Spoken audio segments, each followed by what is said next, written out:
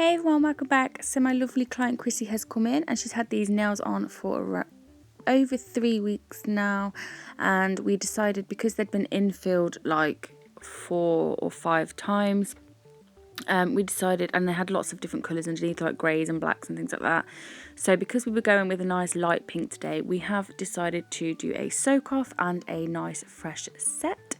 So I've already done all of the soak off and the prep process, and now I'm coming in with CJP Beach Walk, and we're just going to do an ombre on all of the nails. So really simple set of nails, but beautiful and fresh and just new. So I'm just blending that in onto the nail plate, making sure there's no harsh line on that area, because we don't want to any lines showing through when we come in with our ombre colour. And then I'm going to come in with Slush Fairy and just place that at the cuticle area, tuck it in nice and neat with the tip of my brush, and then just feather that down onto that beach walk, making sure that the side walls and the growth channels and the cuticle area are all free from any product, making sure I'm not touching any of the skin, and then just feathering that down. Shimmer acrylics are really easy to blend because the glitter goes all the way down. And then I'm just taking a small bead of clear and just basically capping the blend and just swiping that down the nail. I will then leave that to set for a minute or two, and then I'm going to come back and pinch it. So then we're going to do the same thing again. So I was just having a giggle there because we were having a laugh, because this is a good friend of mine. I'm just placing that bead 3/4 onto that nail plate, feathering that into the nail plate, so again there's no harsh line of where that colour starts, and then with the body of my brush kind of patting and pulling that product down, and then moulding it into the shape that I want for my free edge, which is like a tapered square. And then just patting it from side to side to make sure all that product is nice and even. And then I'm just going to pop back and pinch that previous nail before I lose the chance to pinch it.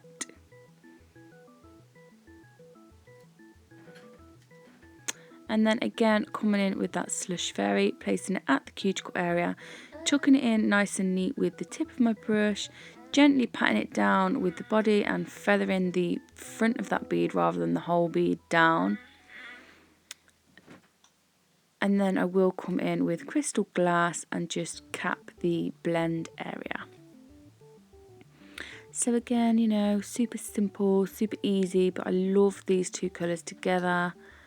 Just thought they were really subtle. So as you can see that I'm literally just placing that clear just over the blend. I'm not, because I'm adding quite a nice apex in there with the pink, I don't want to then overbulk the nail and have to file for years. So again, I feel like I'm repeating myself a million times.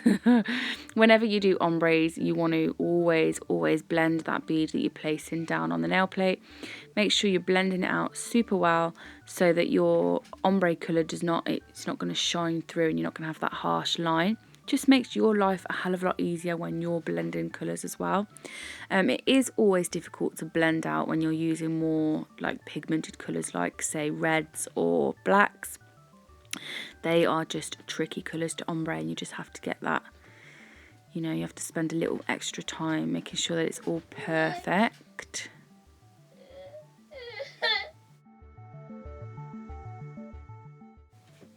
So you can see me there just feeling whether that nail is ready to pinch, and it was, so I'm just popping that pinching tool on for a minute.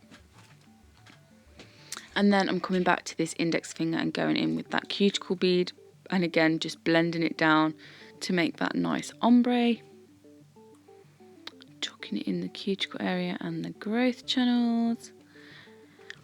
And then again, I will just cap the blend. I didn't record the thumb because the thumb is the same as these 3 fingers, and I didn't want to just bore you with the video. I also didn't leave any filing in today because I've been leaving it in every single video, and I also don't want to bore you with that. So I just thought I would just cut past it today. So I've done all my filing, I've buffed, shaped, I've cleaned away all the dust, and now I'm coming in with the Glitter Planet Nailmate 3D brush. I think this is a size 2 or it could be a size 4, I'm not exactly sure. And then I'm just going in with buttermilk and beach walk and creating a small 3D rose on the nail. And just before, if anyone's asking, this is Christine. It's the same one who had the blue nails, and the dots on her fingers are tattoos and they are not like some weird mole. So I'm just double dipping those beads just because I didn't want the flower to be like super white when there is no white incorporated into this set of nails. So just so we get a little bit of that beach walk shining through. Just making a little croissant shape, swirling it out into a C, and then just flattening it down then with the body of my brush. Because I want this quite flat, I don't want it really high off the nail. And then I'm just coming in straight with this centre bead. Just place it on the nail. I will just put my brush to a point, make it into a circle, and then as I'm swirling it around into the circle, I'll start cutting into it to make that like centre of the rose. As you can see me do, and you have seen me do lots and lots of times.